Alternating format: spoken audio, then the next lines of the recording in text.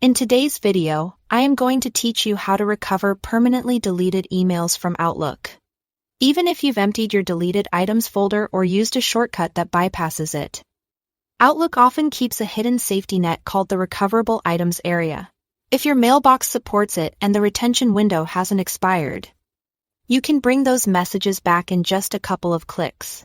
Start by opening Outlook and selecting the Deleted Items folder in the mailbox where the message originally lived. This keeps everything in context and ensures Outlook shows you the right recovery option for that account. Give the folder a moment to load, especially if you are on a large mailbox. Next, look for the recovery link. If you are using the new Outlook interface, you'll see a line near the top that says Recover Items Deleted from this folder. Click that. If you are on Classic Outlook, go to the Folder tab on the ribbon and choose Recover Deleted Items. Both paths open the same special view, which pulls from your server's recoverable items store. If you don't see the option, it usually means there are no items left to recover. Your admin has turned off the feature, or the retention period has already passed. A new window will appear showing recoverable messages. Here's where a little organization helps. Sort by the deleted on date, from, or subject to quickly narrow things down. If a search box is available, use keywords to filter.